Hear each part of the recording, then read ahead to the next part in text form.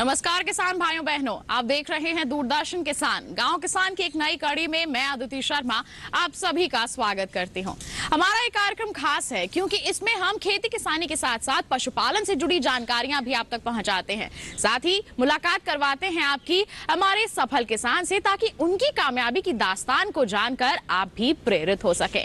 तो फिर आइए आज के हमारे इस कार्यक्रम की शुरुआत करते हैं। देखते हैं खेती किसानी, हमारा पशुधन और कामयाब किसान की दास्तान के जरिए हम क्या कुछ खास जानकारियां आपके लिए लेकर आए हैं।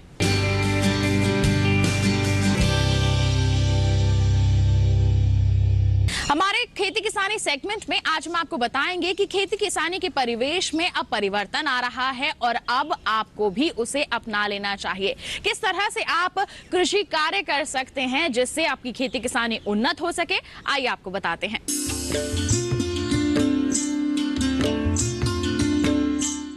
किसानों की तरक्की से ही देश की तरक्की है और भारत सरकार देश के किसानों के विकास के लिए कई कदम उठा रही है, जिसमें किसानों को जागरूक करना बेहद अहम है। हाल ही में इन्हीं उद्देश्यों को पूरा करने के लिए सरदार वल्लभ भाई पटेल कृषि एवं प्रौद्योगिकी विश्वविद्यालय मेरठ द्वारा 3 दिवसीय किसान मेले का आयोजन किया गया। मेले का उद्घाटन पशुपालन विभाग के केंद्रीय मंत्री डॉक्टर संजीव बलियान ने किया और साथ ही उन्होंने किसानों को संबोधित करते हुए कहा, नई मशीनरी और साइंटिस्ट ये सब किसान से मिलकर जो लैब टू लैंड प्रधानमंत्री का सपना है कि लैब में जो हुआ उसे जमीन पर उतारना है, तो एक संगम है साइंटिस्ट का और किसान का, टेक्नोलॉजी का और किसान का। इस मेले में एक चीज ने सबका ध्यान आकर्षण किया और वो था युवा और महिला किसानों की ज्यादा भागीदारी, जो ये बयां कर रही थी कि कैसे देश का युवा वर्ग नौकरी का विकल्प छोड़ किसानी को अपना रहा है। मेले में जहां खाद, बीज, कृषि दवाओं और उपकरणों के स्टॉल लगाए गए थे, वहीं कृषि वैज्ञानिकों ने किसानों के हित में नई प्रकार की कृषि तकनीकों की जानकारी दी। साथ ही पोषक अनाज की खेती को लाभ के पायदान पर कैसे ले जाए, इसके लिए प्रसंस्करण से जुड़ी नई और अहम तकनीकें भी बतलाई।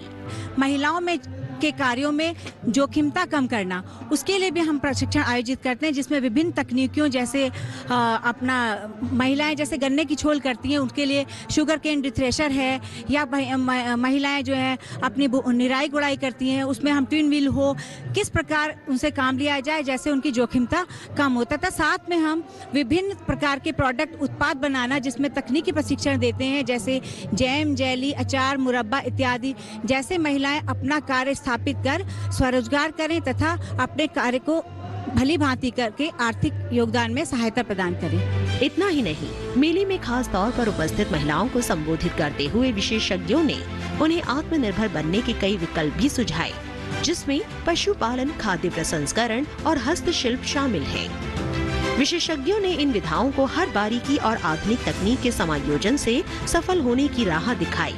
साथ ही आज सबसे बड़ी समस्या कुपोषण से निपटने के घरेलू नुस्खे भी बताए। ग्रामीण क्षेत्रों में विशेषकर महिलाओं में और बच्चों में कुपोषण की समस्या बहुत ज़्यादा फैल रही है, जिसमें जो है महिलाओं को प्रोटीन, आयरन और कैल्शियम वगैरह की कमी हो जाती है।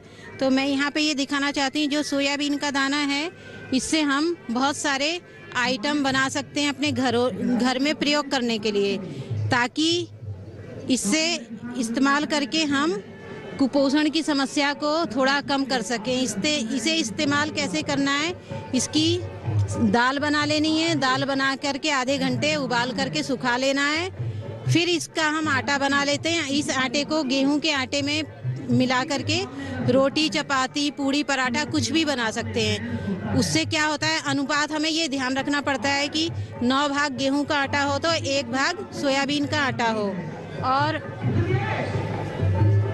हम इसे जब इस्तेमाल करते हैं तो हमारे खाने में जो रोटी हम खाते हैं या जो पराठा सोया युक्त आटे का हम प्रयोग करते हैं, उसमें लगभग 30% हमको प्रोटीन ज़्यादा मात्रा में मिलता है।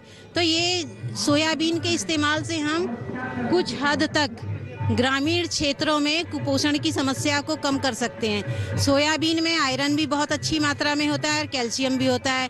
जो महिलाओं और बच्चों में कैल्शियम की कमी होती है, उसको भी ये कुछ हद तक पूर्ति करता है। तो ये बहुत ही फायदेमंद चीज़ है। हम इसको जो है ये दर्शाने का प्रयास कर रहे हैं कि इसको इस तरीके से अगर घरों में हम इस्तेमाल करें, जो आम घरेलू खाने की चीज़ें हैं, चाहे गेहूं के आटे से बनी हो या बेसन से बनी हो, उसमें अगर हम सोयाबीन का आटा प्रयोग कर लें तो हमारे जो खाने की पौष्टिकता है वो काफ़ी बढ़ जाती है। उसमें जो है आयरन, प्रोटीन और कैल्शियम, ये तीनों पोषक तत्वों की मात्रा काफ़ी बढ़ जाती है, जिससे हम कुपोषण की समस्या को अपने देश से थोड़ी कम कर सकते हैं। महिलाओं के सशक्तिकरण में हमारा ये योगदान रहता है कि हम उनको कई ऐसी चीज़ें बनाना सिखाते हैं जिसको कि वो एक बड़े स्केल पे कर सकते हैं। कृषि के अलावा ऐसी चीज़ें, कुछ ऐसे उत्पाद वो बना सकते हैं जिससे कि उनका इनकम जनरेट हो सके और वो खुद से अपना कुछ पैसा कमा सके। कृषि से तो उनकी आय बढ़ ही रही है, बट उसके साथ साथ उनकी और उत्पाद जैसे कि हैंडीक्राफ्ट बनाना या फिर खाद्य प्रसंस्करण करना, जैसे कि अचार बना सकते हैं, मुरब्बा बना सकते हैं, या फिर कई और सारी चीज़ें होती है, स्क्वॉश, जूसेस, जिसकी पैकेजिंग करके उसको मार्केट में बेच के बड़े स्केल पे करके पैसा कमाया जा सकता है। उसके अलावा महिलाओं को आगे आके और अपने डिसीजंस खुद लेने हैं और अपने आय का स्रोत खुद बनाना है, ताकि वो आगे क्या करना है और कैसे अपनी ज़िंदगी को जीना है उसका निर्णय ले सके और देश का भविष्य उजागर कर सके। किसान मेले में किसानों का उत्साह देखने को मिला, जिसमें इन किसानों ने अपने विचार साझा किए। मैं इस मेले में आया, मैं हर वर्ष इस मेले में आता हूँ और मैंने यहाँ बहुत जानकारी प्राप्त की। ये जो स्टॉल लगे हुए हैं यहाँ पर जो है, इन्होंने जानकारी दी हमें दवाइयों की, बीजों की, और भंडार में भी जो वैज्ञानिक बता रहे हैं वो भी अच्छी सलाह दे रहे हैं किसानों को, और बहुत अच्छा लग रहा है यहाँ पर देखने के लिए। हर वर्ष इस तरह से मेला लगता है तो बहुत अच्छा है। इस मेले में आज ही हम आए हैं और यहाँ जो विभिन्न प्रकार की प्रदर्शनी लगी हुई है, जिसमें काफ़ी सारे किसानों से छोटे यंत्र और ट्रैक्टर वगैरह और उनसे उनके बीज, पेस्टिसाइड, दवाओं के बारे में जानकारी दी गई है। स्टॉल लगी हुई हैं और अनेक प्रकार के खाद्य उद्योग से संबंधित भी प्रोडक्ट यहाँ पर दिखाए गए हैं, उनके बारे में बताया गया है। और अभी यहाँ पंडाल में आज कृषि मंत्री भी यहाँ आके उनका भी बातचीत हो रही है। ये किसानों के लिए एक उपयोगी है। यहाँ से चीज़ें हमने सीखी हैं कि छोटे छोटे यंत्र, गन्ने में हम कैसे गन्ने को छोटे काश्तकार छोटे कल्टीवेटर से, रूटावेटर से कैसे जुताई कर सकते हैं और उससे कैसे अपनी खरपतवार को नष्ट कर सकते हैं, ये हमें यहाँ सीखने को मिला है। नए नए खादों के बारे में और बीजों के बारे में भी जानकारी मिली है और यहाँ से मिली हुई जानकारी को हम ज़रूर जाके अपने यहाँ खुद भी इस्तेमाल करेंगे और किसानों को भी इसके बारे में जागरूक करेंगे।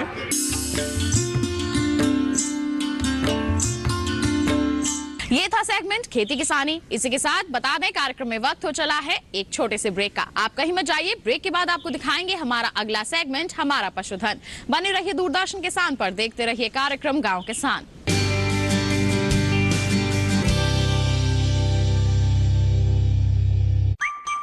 Running, jumping, dancing and grabbing, tuning into style, health and grooming with cool, cute, charming faces.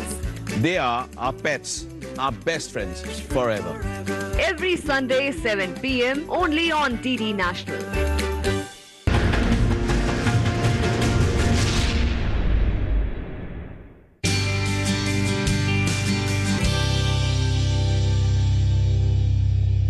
Break के बाद दूरदर्शन किसान के कार्यक्रम गांव किसान में आप सभी का फिर से स्वागत। अब कार्यक्रम में वक्त है हमारा पशुधन सेगमेंट का। किसान भाइयों बहनों, खेती किसानी के साथ साथ अगर पशुपालन कर लिया जाए तो इससे अपनी आमदनी को बढ़ाया जा सकता है। कई लोग ऐसा कर भी रहे हैं और इसमें सफल भी हो रहे हैं। और ऐसे लोगों से, हमारे किसानों से प्रेरित होकर कई हमारे अन्य किसान हैं या फिर कहें हमारे युवा हैं, वो पशुपालन को अपनाना चाहते हैं। तो फिर आइए आज के हमारे सेगमेंट में हम आपको पशुपालन प्रबंधन के बारे में ही जानकारी देते हैं।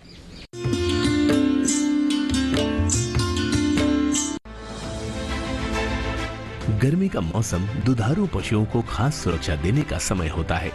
इस समय पशु के आवास से लेकर आहार में कई तब्दीलियां करनी होती हैं, जिससे पशु का स्वास्थ्य भी बेहतर हो और उनसे भरपूर उत्पादन भी मिलता रहे। लेकिन इसके अलावा भी कुछ पहलू होते हैं जिन पर खास ध्यान देने की जरूरत होती है, जिसमें शामिल है पशुओं को बीमारियों से सुरक्षा देना। हालांकि इनके लिए टीकाकरण अभियान चलाया जा रहा है, लेकिन कभी कभी लापरवाही बरतने पर बीमारियों के लक्षण दिखाई देने लगते हैं। इन्हीं में से एक है लंगड़ा बुखार, जो ज्यादातर गायों में देखा गया है। इस बीमारी में पशु के पिछले व अगली टांगों के ऊपरी भाग में भारी सूजन आ जाती है, जिससे पशु लंगड़ा कर चलने लगता है या फिर ज्यादा समय बैठने लगता है। जिस भाग पर सूजन आई होती है उसे दबाने पर कड़कड़ की आवाज आती है। इस बीमारी के सही उपचार के लिए क्या करे पशुपालक, इस बारे में पशु चिकित्सक से बात की हमारे संवाददाता अतनु टिकैत ने। किसान भाइयों, आज आपके लिए हम इस गर्मी में किस तरह से अपने पशुधन की रक्षा की जाए, उसकी गर्मी में देखरेख की जाए, आपका जो उत्पाद कैसे बढ़े। इस समय गर्मी में जो उत्पाद गिर जाता है, दूध का उत्पादन कम हो जाता है, उसको सही से किस तरह से लाया जाए, आपकी आमदनी किस तरह से बढ़े और आपके पशुधन की सुरक्षा कैसे की जाए बीमारियों से और बाकी सब चीज़ों से देखरेख कैसे की जाए और उसकी रख रखाव किस तरह से हम करें, उसी की जानकारी के लिए आज हम चर्चा करेंगे। डॉक्टर विपुल ठाकुर हमारे साथ हैं। सर, आपका बहुत बहुत स्वागत है। जी, अभी समय कुछ बीमारियां भी आ जाती हैं हमारे पशुपालकों को, इससे काफ़ी परेशानी होती है, जिसमें से एक है लंगड़ा बुखार। लंगड़ा बुखार से हमें कैसे पता चले, उसके सिम्टम्स क्या हैं? अगर अर्ली हमें पता चल जाए तो हम उसके उपचार करा सकते हैं, और अगर हो जाता है तो उसके लिए हमें क्या क्या करना चाहिए, उसकी क्या कोई टीका भी है, क्या किस तरह की चीज़ें हैं, जरा सा आप हमें बताएं। जी, लंगड़ा बुखार है जिसे हम ब्लैक क्वार्टर कहते हैं कि जैसे कि नाम से समझ में आता है कि अंदर जो मांसपेशियां हैं वो काली पड़ जाएंगी और उसमें गैस बन जाती है। ये क्लोस्ट्रीडियम नाम के जीवाणु के कारण ये होती है बीमारी, जो लंगड़ा बुखार है। और इसमें जो है गैस बंद, उसी में गैस बनने लगती है। जो मसल होगी, जैसे जो हैवी मसल्स होती हैं, खासतौर पे जो पीछे के पैर जो होते हैं जानवर के, जो उसके वहाँ पर काफ़ी हैवी मसल मास होता है, तो वहीं पे ये जानवर एनारोबिक कंडीशन, यानी एनारोबिक का अर्थ है जहाँ पे हवा नहीं होती, तो ये बंद घाव के अंदर ही, कोई गुम चोट लगी, बंद घाव के अंदर ही ये संक्रमण करता है और वहीं पे ये गैस बनाना शुरू कर देता है। तो पशु की जो मांसपेशियाँ होंगी आपको फूली हुई, हवा भरी हुई आपको दिखाई देगी, जिससे पशु में लंगड़ापन, उसकी क्योंकि मसल्स जो मांसपेशियाँ हैं वो नष्ट होनी शुरू हो जाती हैं, तो पशु लंगड़ापन आपको देखने मिलता है। इसलिए इसका नाम लंगड़ी बुखार कहा गया है। इसका टीका उपलब्ध है। इसका आजकल टीकाकरण एक तो FMD के साथ ही रक्षा ट्रायोवैक करके एक वैक्सीन आती है, उसमें FMD जिसको मुंह खुर का रोग कहते हैं, HS या गलाघोटू रोग और ब्लैक वाटर, इस रोग के साथ ही एक साथ तीनों का वैक्सीनेशन कर दिया जाता है। 3 महीने की आयु के बाद कभी भी किया जा सकता है। यह इसकी अलग से भी वैक्सीन आती हैं, विभिन्न कंपनियों द्वारा बनाई जाती हैं। पहले कुछ सरकारी संस्थानों द्वारा बनाई जाती थी, अब इंडियन इम्यूनोलॉजिकल हुआ या अन्य बहुत सारे संस्थान हैं जो इसकी वैक्सीन बना रहे हैं, ब्लैक वाटर की वैक्सीन, जो कि पशु में 3 से 6 महीने की आयु पे पहली बार दे दी जाती है। इसके अलावा यदि बुखार, ये लंगड़ी बुखार जिसको हम कहते हैं, यदि हो ही जाए तो इसका इलाज, ये मैंने जैसा कि बताया कि ये एनारोबिक कंडीशन, यानी कि जहाँ हवा नहीं पहुँचती है, तो हैवी मसल्स में हवा इसलिए नहीं, ऑक्सीजन, हवा का अर्थ है ऑक्सीजन, हैवी मसल्स में ऑक्सीजन कम होती है क्योंकि वो उनसे पशु चलता है, तो वहाँ अपने आप ही कार्बन डाइऑक्साइड की कंसंट्रेशन ज़्यादा बनी होती है, इसलिए परजीवी जो जीवाणु है वहाँ तेज़ी से पनपता है। तो हमें ध्यान ये भी देना है, कभी कभी जब पशु की एकदम से में जान बचाने की बात आती है तो वहाँ पर हम कट्स लगा देते हैं, जो मसल्स होती हैं। कट्स लगाने से क्या होगा, वो घाव जो है एयर के एक्सपोजर में चला जाएगा, और जैसे ही एयर के एक्सपोजर में ये बैक्टीरिया आता है, ये अपने आप ही इसकी ग्रोथ रुक जाती है, इसका मल्टीप्लिकेशन रुक जाता है और अधिक संक्रमण नहीं होता। इसके अलावा हमें फिर उसके घाव का मैनेजमेंट करना है और एंटीबायोटिक्स डॉक्टर की सलाह से देनी है। दुधारू पशुओं में इसके अलावा एक और बीमारी का खतरा बना रहता है, जिससे पशु की मौत भी हो जाती है, और वो है मुंह पका खुर पका बीमारी। इस बीमारी नियंत्रण के लिए क्या है सही कदम, जानते हैं पशु चिकित्सक से। मुंह पका खुर पका जो काफ़ी परेशान करता है हमारे पशुपालकों को, उनके पशु की सुरक्षा के लिए, तो सर हमें ये बताइए कि हम उसकी बचाव के लिए और उसके लिए क्या क्या टीका है और उसे हम कैसे देख रेख कर सकते हैं। आपने बहुत ही अच्छा प्रश्न किया, और आजकल हमारे पूरे संपूर्ण भारतवर्ष में केंद्र सरकार द्वारा और राज्य सरकारों के मिलजुल कर राष्ट्रीय पशु रोग नियंत्रण कार्यक्रम के तहत FMD-CP यानी कि foot and mouth disease control programme चल रहा है पूरे देश भर में, जिसको प्रधानमंत्री जी ने ही लॉन्च किया था। इसका टीका पहले से ही उपलब्ध है, और जैसा कि मैंने अभी भी बताया था कि 4 महीने की आयु के पश्चात इसका टीका कर दिया जाता है, और वैक्सीन अकॉर्डिंगली कुछ वैक्सीन 6 महीने बाद या कुछ वैक्सीन 1 साल में एक बार दोबारा से रिपीट की जाती है। ये तो हो गया बचाव के लिए।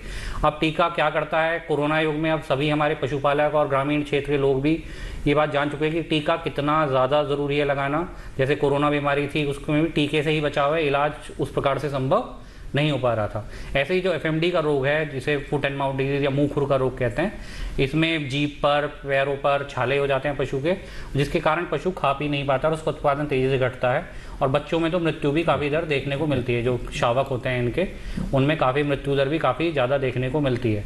तो टीकाकरण द्वारा हम इस बीमारी को होने से बचा सकते हैं। यदि बीमारी हो भी जाती है तो उसका समुचित इलाज उपलब्ध है। पशु को अलग कर देना चाहिए बाकी पशुओं से, और घाव के जो मैनेजमेंट उसको लाल दवाई के पानी से या फिटकरी के पानी से धोना चाहिए। इसमें मृत्यु, एक मैं आपको खास बात बताना चाहूँगा, एफएमडी में जो मृत्यु होती है वो पशु इसलिए होती है कि पशु खाना पीना छोड़ देता है। लोग सोचते हैं एफएमडी से मृत्यु, जो बड़े पशुओं में खासतौर पे, वो खाना पीना इसलिए छोड़ देता है क्योंकि उसके जीभ पे छाले हो जाते हैं और पशु को लगता है कि खाना खाने से मुझे दर्द होता है।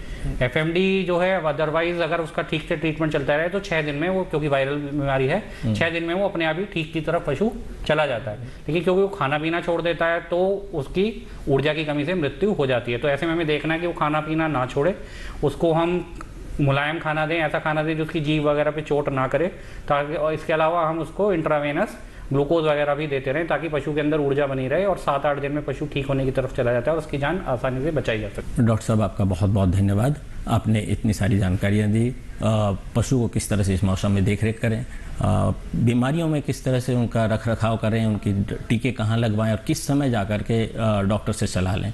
ये बहुत बड़ी जानकारियाँ हैं किसान भाइयों के लिए। उनका पशुधन ही उनके लिए सब कुछ होता है, और आज जो भारत सरकार सोच रही है कि आय दोगुना हो, इन सब चीज़ों से उनकी आय दोगुना होगी और आत्मनिर्भर बनेंगे वो। किसान भाइयों, आपने देखा डॉक्टर साहब ने जितनी भी जानकारियाँ दी, आप इन सब जानकारियों को लेकर के अपना आय बढ़ाएं, पशुओं की देखरेख करें और साथ ही अपना भी बहुत बहुत ध्यान रखें। अब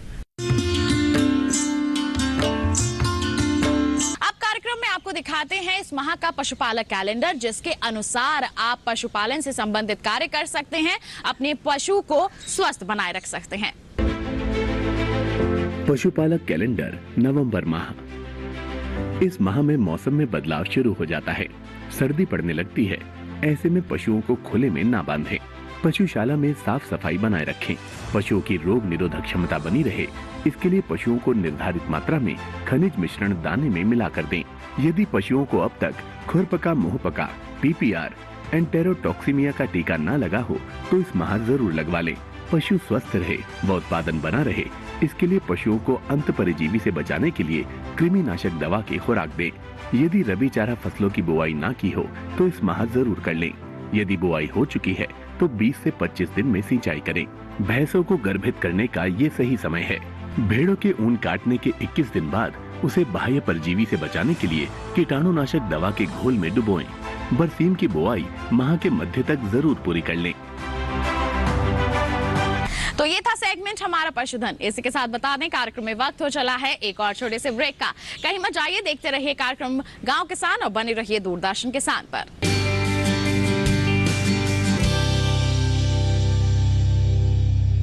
आपके favourite show George junior.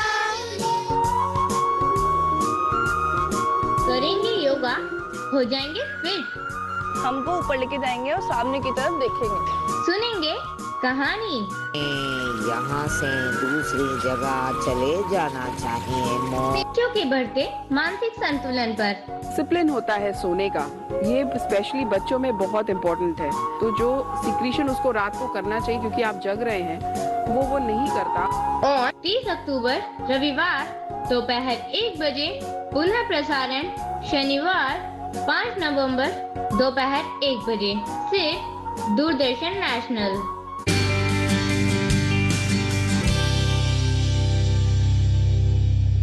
Break के बाद दूरदर्शन किसान के कार्यक्रम गांव किसान में आप सभी का फिर से स्वागत। अब कार्यक्रम में वक्त है कामयाब किसान की दास्तान का, यानी कि मुलाकात करने का हमारे सफल किसान से, उनकी कामयाबी की दास्तान को जानने का वक्त आ गया है। तो फिर आइए डालते हैं नजर हमारे सेगमेंट पर।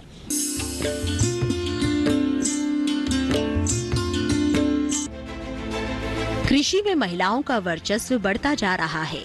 पर्दे के पीछे लंबे अरसे से जमीन को सींचकर उसे हरा भरा बनाने वाली महिलाएं अब सफल खेती की इबारत लिख रही है। दोहरी जिम्मेदारियों को बखूबी निभाकर परिवार की आर्थिक स्थिति में भी सुधार कर रही है। ऐसी ही एक महिला है लखनऊ उत्तर प्रदेश की अर्चना सिंह जी। कुछ साल पहले अर्चना जी का जीवन भी सामान्य जीवन था, घर की जिम्मेदारियां, बच्चों की परवरिश, लेकिन इन सब के बीच में अगर कुछ अधूरा सा था तो वो था खुद की खुशी के लिए कुछ करने की। लेकिन इन सब के बीच में अगर कुछ अधूरा था तो वो था खुद की खुशी के लिए कुछ करने का सपना। उनकी यही सोच उन्हें आज दूसरे मुकाम पर ले आई है। आज अर्चना जी अपनी पैतृक 45 एकड़ जमीन में कई तरह की फसलें ले रही है। वो बताती है कि करीब 5 से 6 साल पहले उन्होंने बागवानी और खेती का काम शुरू किया। इसके लिए उन्होंने 10 से 20 हजार पौधे रोपे और आज उनकी मेहनत का फल सभी को आकर्षित कर रहा है। आज उनकी जमीन में मौसमी फल, मसाला फसलें, सब्जियां, अनाज फसलें, सरसों फसल उगाई जाती है। अर्चना जी इन फसलों को बाजार में सीधे बेच देती है या फिर उनसे सह उत्पाद तैयार करके भी मुनाफा कमा रही है। वो समय समय पर करीब 20 तरह का अचार, सूखे मसाले, सरसों तेल जैसे उत्पाद भी बना रही है। और क्या है उनकी आगे की रणनीति, इस बारे में विस्तार से अर्चना जी से चर्चा की हमारे संवाददाता अतनु टिकैत ने। हमने प्राकृतिक खेती से जो लगा बहुत सारी चीज़ें देखी, लेकिन उसमें से कुछ हट के देखा जिसमें ये देखा कि महिलाएं भी इसमें बहुत बढ़ चढ़ के हिस्सा ले रही हैं और ना ही हिस्सा ले रही हैं, अपने आप में मिसाल कायम कर रही हैं। तो आज हमारे साथ हैं, इसी सिलसिले में हमारे साथ हैं अर्चना सिंह जी। अर्चना जी, मैं आपका बहुत बहुत स्वागत है। धन्यवाद। अर्चना जी, मैं आपसे ये जानना चाहूँगा कि आप करती क्या थी पहले और आज के समय आप जो प्राकृतिक खेती में जुड़े वो कैसे जुड़े? अभी से पहले तो आपको पता है कि जैसे हिंदुस्तानी महिलाओं की शादी हो गई, फिर अपने बच्चों को बड़ा किया, पढ़ाया लिखाया, उसी बीच में कुछ काम करने की इच्छा हुई तो रिलायंस लाइफ पहले आया। उसके साथ जो है development associate, not adviser, development associate, क्योंकि मुझे लोगों के साथ काम करना अच्छा था तो मैंने वो किया 22 डिस्ट्रिक्ट्स में पूरे। और उसके बाद फिर मुझे लगा कि मैं ये तो दूसरों के लिए काम कर रही हूँ, मैं समाज के लिए क्या कर रही हूँ या अपने लिए क्या कर रही हूँ। तो फिर मैं जो है इस प्राकृतिक खेती की तरफ मेरा झुकाव हुआ। ये हमारे सब खेत हमारे पास थे, फिर हमने जो है किनारे पेड़ लगाना शुरू किया। शायद मैंने 10-20 हज़ार पेड़ लगाए और उसको बढ़ता देख के इतनी खुशी हुई। फिर ऑर्गेनिक खेती का सब देखा कि ये मेरे लिए कुछ नया नहीं है। हमारी नानी दादी, मुझे लगता था जो करती थी मैं फिर सिर्फ वही कर रही हूँ, कुछ अलग नहीं। दिन आपने इससे कैसे लोगों को जोड़ा और जोड़ करके इसे एक बिजनेस का जो रूप दिया, कॉरपोरेट की तरह आपने इसकी एक पहचान बनाई है, उसमें आपने कैसे कैसे आपने मेहनत की और किस दिशा में आपने आगे बढ़ा? अभी तो ये शुरुआत है, ये शायद पहली बार है मैं कहीं बाहर निकली हूँ अपने प्रोडक्ट्स को लेके, क्योंकि मेरे बेटों ने, मतलब बच्चों ने मोटिवेट किया कि मम्मी तुम इतना उगाती हो और जो तुम्हारे जानने वाले हैं आसपास वो अपने आप ऐसे ही ले जाते थे खरीद, और बस उतना ही पैसा मैं लेती थी जितना मैं अपने लेबर्स को दे चुकी। पर हमारे जो है मम्मी कहती थी, बच्चे कहते थे कि इन लेबर्स की ज़िंदगी में कैसे बदलाव आएगा, थोड़े इनको पैसे अच्छे मिलने चाहिए, मम्मा इसको पैकिंग करके बेचो, इसको ऐसे करो। तो थोड़ा मेरे बेटे ने भी मुझे मोटिवेट किया बहुत और हेल्प की। ये डिज़ाइन जो आप पैकेजिंग वगैरह देख रहे हैं ये सब मेरे बेटे का किया हुआ है और बच्चे खुश हो रहे हैं। और मैं तो लग रहा है कि शायद अपने लोगों में अब मुझे यहाँ आके और आप लोगों से मिल के लग रहा है शायद मैं कुछ ज़िंदगियाँ तो बदल ही सकती हूँ। किसानों को किस तरह से आपने मोटिवेट किया कि वो ऑर्गेनिक की तरफ आए और केमिकल फ्री ये करें? हाँ, पहले तो इसमें बड़ा चैलेंज था। आप कहते किसानों का, जो किसान करने वाले लेबर थे उनका माइंडसेट नहीं चेंज है। पहले तो उनको ही समझाना बड़ा मुश्किल हुआ, क्योंकि मैडम तो कर ही नहीं पाएगी, ये तो गोबर का खाद और खाली जो है खली डालती हैं और ऐसे बोलती। लेकिन जब उन्होंने देखा तो शायद वो लोग भी अपने खेतों में जो भी उनके पास है तो वो लोग भी अब कोशिश कर रहे हैं। शायद थोड़ा सा बदलाव की शुरुआत है जो मैं कर पा रही हूँ। इसमें आपको सरकार से क्या क्या हेल्प मिली है, जैसे ट्रेनिंग या और भी सरकार के क्या क्या आपको योजनाओं का लाभ मिला? हाँ, मुझे जो है प्रोटेक्टेड खेती के लिए जो मैंने पॉली हाउस लगाए उसमें हमें सब्सिडी मिली, ड्रिप इरिगेशंस लगाए उसमें सब्सिडी मिली। तो सरकार का तो बहुत है और अभी शायद मैं उतना ले नहीं पा रही हूँ जितना सरकार देना चाहती है। भारत सरकार की भी यही सोच है कि नौकरी लेने वाला नहीं, नौकरी देने वाला बनो। तो ये सोच जो आज आपके साथ कितने लोग जुड़े हुए हैं? अभी तो हमारे साथ 200-250 लोग हैं लेकिन मेरा लक्ष्य है कि कम से कम हम 5,000 लोगों को कुछ न कुछ व्यवसाय से जोड़ पाए। अर्चना जी का ये काम सिर्फ खेतों तक ही सीमित नहीं है। ऑर्गेनिक खेती के लिए वो पशुपालन भी कर रही है और पॉली हाउस में भी सब्जियां उगा रही है। अपने इस कार्य में उन्होंने कई लोगों को रोजगार भी दे रखा है। उनका मानना है कि हमें ऐसे प्रयास करने चाहिए जिससे हम लोगों को आर्थिक रूप से मजबूत बना सके। अर्चना जी कहती है कि महिलाओं को 4 दीवारी से बाहर आना चाहिए। अब रास्ते काफी सरल है।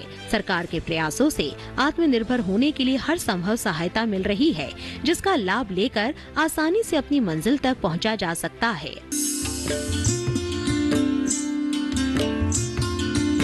तो किसान भाइयों बहनों, ये थे हमारे आज के कामयाब किसान। उम्मीद करते हैं इनकी कामयाबी को देखकर आप भी इनसे जरूर प्रेरित हुए होंगे। साथ ही बता दें कि हमारा ये कार्यक्रम आप दोबारा देखना चाहते हैं तो टीवी स्क्रीन पर दिखाए जा रहे QR कोड को आप स्कैन कर लीजिए, सीधा पहुंचेंगे हमारे YouTube चैनल पर। दोबारा हमारा ये कार्यक्रम आप देख सकते हैं। तो इसी के साथ आज के लिए इतना ही। अगले अंक में फिर होंगे हाजिर, तब तक के लिए दीजिए इजाजत, लेकिन आप बने रहिए दूरदर्शन किसान पर। नमस्कार।